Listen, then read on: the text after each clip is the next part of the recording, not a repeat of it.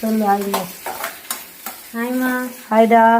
இன்னைக்கு என்னம்மா சமையல்? இன்னைக்கு வந்து நைட்டு டின்னர் தான்.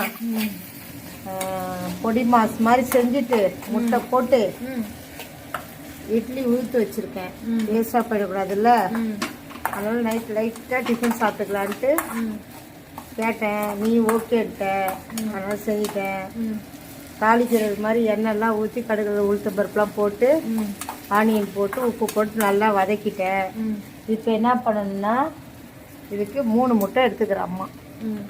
ஓகேவா? எடுத்து ஊற்றிக்கிறேன். உடனே கிண்ணோம்னா நல்லா வராது அது. அதனால் செட் ஆகிற வரைக்கும் கொஞ்சம் விட்டுடணும். ஒன்று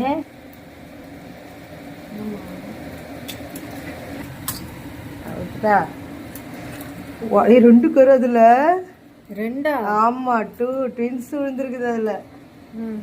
இப்போ உடனே நம்ம என்ன பண்ணக்கூடாதுன்னா கலரக்கூடாது.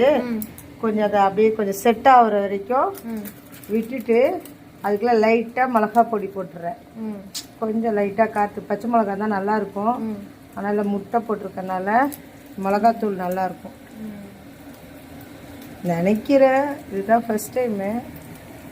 இதை செட் ஆகிட்டு காமிக்கிறேன். ஓகேவா? பார்த்தியா ரெடி ஆயிடுச்சு. பார்த்தியா, நம்ம விட்டு ரெடி பண்ணோம்னா இப்படி உதிரி உதிரியாக கிடைக்கும்.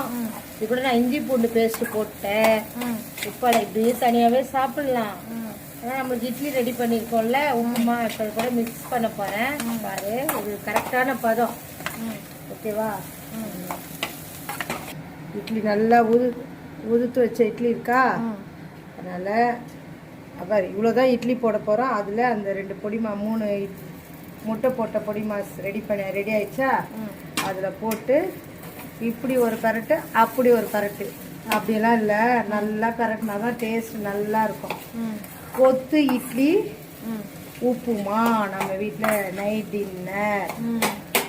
ஓகேவா? ஓகே. போடுற ஸ்பைசஸ்லாம் போட்டேன். சரியா? இது கொஞ்சம் நேரம் தம் போட்டேன்னா செம்மையாக இருக்கும். அதுதான் ரெடி ஆயிடுச்சு. பார், சாப்பிட வேண்டியதுதான். ஓகேவா? ஓகே.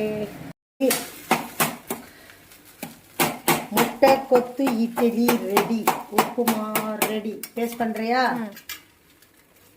லேட் பண்ணிட்டேன். பாரு,